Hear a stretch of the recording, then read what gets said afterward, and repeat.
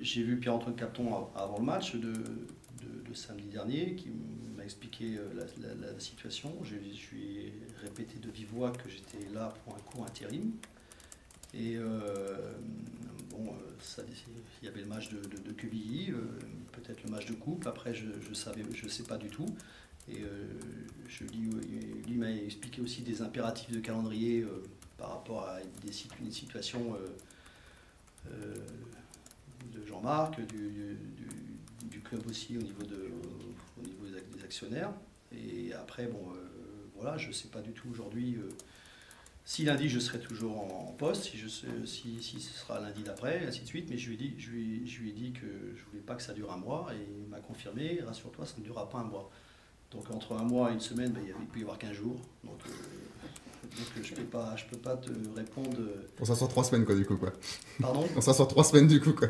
J'en sais rien du tout et voilà, il m'a rassuré par rapport à ça, il ne serait pas un mois. Je lui ai dit c'est très bien, ça va, je serai là pour donner le maximum pour le club le temps d'intérim, qu'il pouvait compter sur moi et sur le staff par rapport à la situation là et qu'on était investi pendant ce temps-là. Maintenant, je ne sais pas du tout le calendrier, mais je m'en inquiète pas. Je prépare le match de Loun et après lundi, dimanche on récupérera et lundi, avec le sourire j'espère, et lundi sera un autre jour. Donc 15 jours, dans 12 jours. Donc tu me poseras la question vendredi ou samedi si jamais c'est le cas. Mais honnêtement, j'ai pas du tout réfléchi. Après, c'est vrai que moi j'ai vécu 40 ans de ma vie à Angers ou à Saumur à côté, donc mais c'est surtout que retourner dans son ancien club, ça peut avoir des aspects sympas parfois, mais dans la situation actuelle, on se dit. Ouais, après, je sais pas quoi te dire par rapport à ça. Après, moi je suis licencié au Stade Malherbe de Caen, salarié au Stade Malherbe de Caen, donc il n'y a aucun doute par rapport à ma loyauté, mon professionnalisme par rapport au club. Et dans 15 jours ou 3 semaines, on ne sait pas, t'imagines redevenir adjoint ou être ailleurs? Je sais pas du tout. C'est le charme de la coupe. De notre métier, pas de la coupe, mais de notre métier, où on avance parfois au jour le jour, parfois à une durée un peu plus longue, mais bon, c'est comme ça. C'est une situation de transition de par la nature des choses. Maintenant, là, il y a un match, donc le match, il faut le préparer du mieux possible, sans regarder à ce qui peut se passer derrière, et mettre la meilleure organisation, la meilleure équipe possible du moment. Voilà. Et après, tout ce qui se passera après, effectivement, il y aura une réflexion qui devra être menée par le nouveau coach sur la durabilité d'un système, d'une organisation par rapport aux joueurs qu'on a, par rapport à peut-être l'adversaire aussi, ça dépend. Mais bon, là on est plus match par match, comme dirait Nicolas.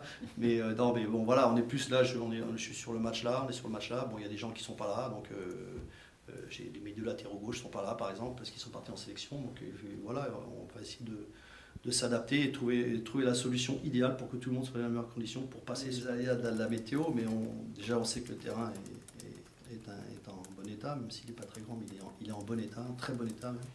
Donc le match se jouera. On s'est également renseigné sur cette équipe de Loun, parce qu'il est hors de question d'aller quelque part sans avoir été averti ou sans avoir pris des précautions par rapport à l'adversaire. Donc c'est une équipe qui est invaincue depuis le début de saison, pour ceux qui ne le savaient pas, et qui l'année dernière a réussi un super parcours en Coupe de France, qui sera jusqu'en 32e de finale. Donc une équipe qui est habituée à jouer la coupe, donc on est prévenu, on le sait, et ça va être à nous de jouer à notre meilleur niveau pour pouvoir passer ce tour. Ouais, mais faut combattre ça.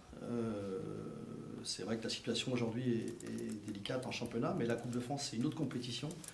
Et on a besoin de bien y figurer pour se redonner confiance, pour donner confiance au groupe, que les joueurs retrouvent un peu la confiance, même si ça ne va pas tout régler, mais on n'a pas gagné depuis 10 matchs.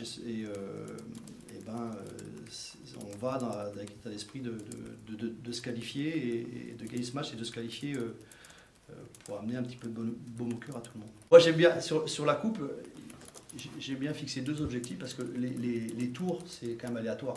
C'est faire respecter la hiérarchie, et 2, faire un exploit. Et si on a fait respecter la hiérarchie, si on a fait un exploit, on a réussi notre part de coupe, quel que soit le niveau que l'on atteint. Donc là, on est dans la situation de faire respecter la hiérarchie, et c'est la première chose à faire, et on doit s'y atteler.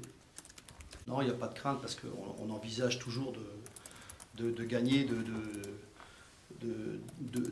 passer le tour, de gagner le match qui arrive. Maintenant, un match de coupe, ça reste un match de coupe, avec ses aléas, et avec toujours ses bonnes et ses mauvaises surprises. L'objectif, c'est qu'on ne parle pas de camp ce week-end, donc ce sera un bon signe. Et puis qu'on fasse honneur à notre maillot, à nos couleurs, et puis qu'on donne tout pour pouvoir passer. Après, la coupe reste la coupe, hein. On est très content quand on est du bon côté, et quand on n'est pas toujours du bon, quand on est quelquefois pas du bon côté, c'est difficile. Mais bon, on connaît les aléas de cette compétition dans tout sport, d'avoir une assise défensive. J'ai toujours souvenir, c'était je crois Jean-Claude Sono qui disait qu'il travaillait, il construisait son attaque à partir de sa défense. Donc si on n'a pas une assise défensive cohérente, on va être en difficulté. Et on ne peut pas se permettre de défendre à 2 ou à 3. On peut pas, pour espérer quelque chose. Quand on voit le match de samedi dernier, on prend des buts sur des erreurs qui sont grossières dans le placement, dans le remplacement, dans beaucoup de choses. Et on peut pas espérer grand-chose. Donc la priorité, effectivement, c'est d'avoir un socle, de retrouver un socle défensif solide. Et puis à partir de là, on pourra construire quelque chose de cohérent. Mais aujourd'hui, on n'a pas trouvé l'équilibre d'équipe. On n'a plus l'équilibre d'équipe qu'on avait. Et marquer des buts, c'est super, mais si c'est au détriment de l'équilibre d'équipe, on va vite être en difficulté. Donc il faut absolument retrouver l'équilibre d'équipe qu'on avait en début de saison. On en a un, donc ça veut dire que l'autre, a priori, est un peu plus défensif. Là, c'est pas le cas, parce que les deux, elles sont portées vers l'avant. Mais l'équilibre, c'est d'être attentif à ce que fait l'autre. Et aujourd'hui, on n'est pas assez attentif à ce que fait l'autre. Et on est attentif au jeu, à ce qui se passe, mais pas attentif à ce qui peut se passer en cas de perte. Anticiper les pertes aussi, parce que dans le foot, il y a des pertes aussi. Et puis il y a un rôle aussi des milieux de terrain qui doivent compenser. Aujourd'hui, l'équilibre par rapport aux 2 latéraux, on l'a pas. Et il faut qu'on le retrouve, il faut qu'on l'ait, parce que sinon on va de nouveau se trouver en difficulté sur les matchs qui arriveront.